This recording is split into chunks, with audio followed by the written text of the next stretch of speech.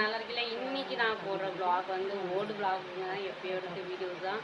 அது நாங்கள் தொட்டி கட்டுறதுக்கு முன்னாடி எடுத்த வீடியோஸு. அப்போ என்னால் அப்லோட் பண்ண முடியல. அது சேவ் கேலரியில் இருக்கவே நான் உங்களுக்காக எடுத்து இன்றைக்கி அப்லோட் பண்ணுறேன். ஒரு காக்கா என்னை ரொம்பவே டென்ஷன் பண்ணியிருந்து டார்ச்சர் பண்ணுது. அது எப்படிலாம் டார்ச்சர் பண்ணுது, எப்படிலாம் என்ன பண்ணுதுன்னு பாருங்கள். நம்ம வீடியோ பிடிச்சிருந்தால் லைக் பண்ணுங்கள், கமெண்ட் பண்ணுங்கள். இது வரைக்கும் ஆதரவு கொடுத்த எல்லா நம்ம அந்த உள்ளங்களுக்கு மிக்க நன்றி. ஹாய் மக்கள், இன்றைக்கி vlog என்னென்ன நடக்குது மத்தியானம் வரைக்கும் நான் அப்லோட் பண்ணியிருக்கேன். வீடியோ ஸ்கிப் பண்ணாமல் பாருங்கள். காக்கா பாருங்கள் வாடும் கத்தினே தான் இருக்குங்க. சரி வெயில் காயுது, நம்ம வேர்க்கில் பொட்டு இருந்தது காய வச்சுட்டு ஒவ்வொரு மிளகா, அப்புறமா அந்த அப்பளம், உடைக்காத வேர்க்கடலை, காஞ்ச வேர்க்கடலை எல்லாமே காய வச்சுன்னு இருக்குங்க. தண்ணி வேறு டேங்க்கில் இல்லை. பாருங்கள் மேலே பாருங்கள் எப்படி கத்துதுன்ட்டு. கீழே போன வரைக்கும் மறுபடியும் வீடியோஸ் எடுக்கலான்னு பார்க்குறேன். மறுபடியும் மேலே காக்கா கத்தினே இருக்குது. ஒருவேளை அதையும் என்னையும் சேர்த்து வீடியோ எடுன்னு சொல்லுதான்னு எனக்கு ஒன்றும் புரியல. சரி அதையும் சேர்த்து வீடியோ எடுக்கலான்ட்டு மேலே நம்ம கேமராவை தூக்கி காமிச்சா வீடியோ எடுத்தா சைலண்ட் ஆகிடுது. கீழே இறக்குனா மாடு கத்துது, கீழே இறக்குனா மாடு கத்தினே இருந்ததுங்க. எதனால் அது கத்துதுன்னு எனக்கு இன்னமும் அது எனக்கு புரியறதா இருந்தது. சில நேரத்தில் வந்து இந்த டேங்க் ஃபுல்லாக தண்ணி பிடிச்சி வச்சுருப்பாங்க ப்ளூ டேங்க்கில். இது வந்து இந்த வீடியோ வந்து நான் எடுத்தது ஓல்டு vlog வீடியோ தான், நான் தொட்டி கட்டுறதுக்கு முன்னாடி.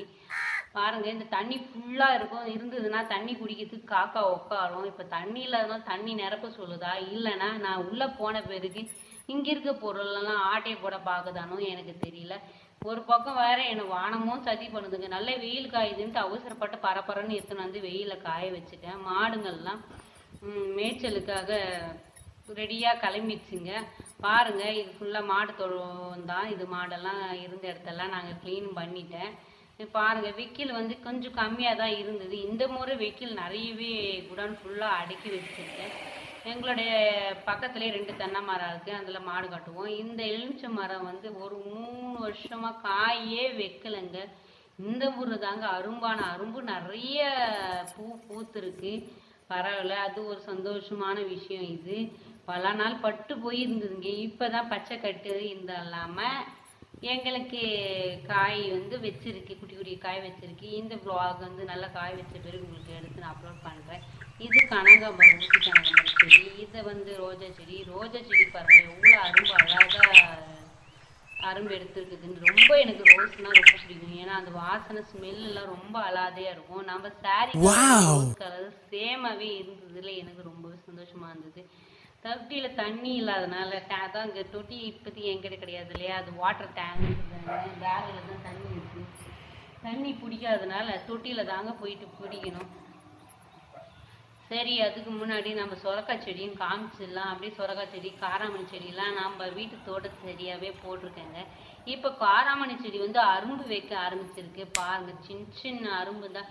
இது ஒன்ஸு வந்து பூ வைக்க ஆரம்பிச்சிச்சு, பூக்க ஆரம்பிச்சிச்சுன்னா சின்னதாக இது போல் தான் காய் விடும். இது போல் காய் விட ஆரம்பிச்சிச்சுங்க தொடர்ச்சியாக காய் வந்து வச்சுக்கினே இருக்குங்க.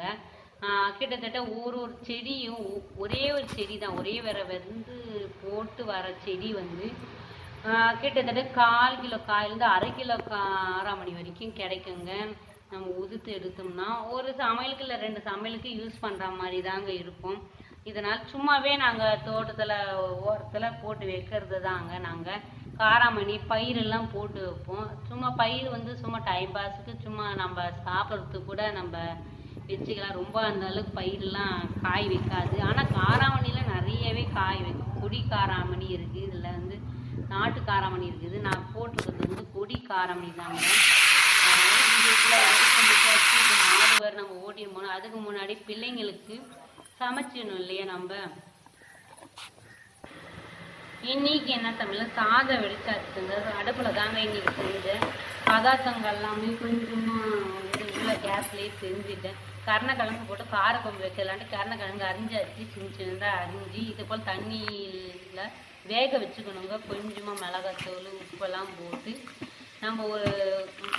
போட்டு நம்ம வடித்து எடுத்துட்டோம்னா காரம்லாம் இருக்காதுங்க. ஒரு சில பேருக்கு வந்து கருணக்கிழங்கு அப்படியே சாப்பிட்டா நம்பிக்கணும் இல்லையா, நம்ம இதை போல் கொதிக்க வச்சு வடிகட்டி எடுத்துகிட்டு பிறகு சமைச்சோம்னா நல்லாயிருக்கும். பாவக்காவும் நம்ம வீட்டில் காய்ச்ச பாவக்காய் தாங்க. பாருங்க சூப்பரா பச்சை காயாகவும் இருக்கு, மஞ்சளா இருக்கு. ஒரே ஒரு காய் மட்டும் பெரிய காயா இருக்கே, சரி இப்போ இருக்கட்டும்னு பார்த்தா பழுத்துச்சுங்க. அதுதான் செஞ்சிருக்கேன். அரிஞ்சு உப்பு போட்டு வச்சுட்டேன். பாப்பா வந்து போயிட்டு மாடு கட்டிட்டு வந்த பிறகு தான் சமையல் வைக்கணும். ஏன்னா அதுக்கு நமக்கு டைம் இல்லை, இப்போதைக்கு பிள்ளைங்களுக்குலாம் லேட் ஆகுது இல்லைங்கய்யா.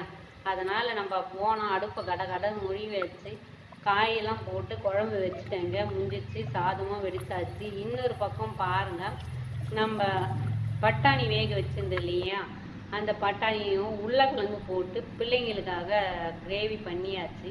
பண்ணிட்டு டைம் இல்லைங்க நம்மளுக்கு சாப்பிட்றதுக்கு. அதனால பால் வீட்டில் நிறைய இருக்கிறதுனால பால் எடுத்தாச்சு. அதில் கொஞ்சம் சிட்டிய மிளகாத்தூளும், சாரிங்க மிளகாத்தூள் இல்லை, மிளகுத்தூளும் மஞ்சத்தூளும் போட்டு குடித்தோம்னா சளி பிடிக்காது.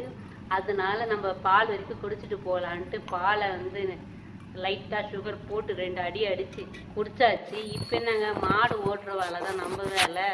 மாடை ஓட்டியாச்சு. இப்போ நம்ம முக்காத்தளவு வந்த பிறகு மாடுக்கு தண்ணி காமிச்சுன்னு இருக்கேன். பாருங்கள், நம்ம ஃபுல்லாக வில்லேஜ் இல்லைங்களா, விவசாயத்தெல்லாம் பார்க்கறதுக்கு ரொம்பவே அழகாக இருக்கும். நம்ம அழகான வீடியோஸ் பார்க்கணுன்னா நம்ம வீடியோ சேனலை சப்ஸ்கிரைப் பண்ணிக்கோங்க. உள்ளே வந்து பாருங்கள், பிடிச்சிருந்தால் லைக் பண்ணி ஷேர் பண்ணுங்கள் உறவுகளே.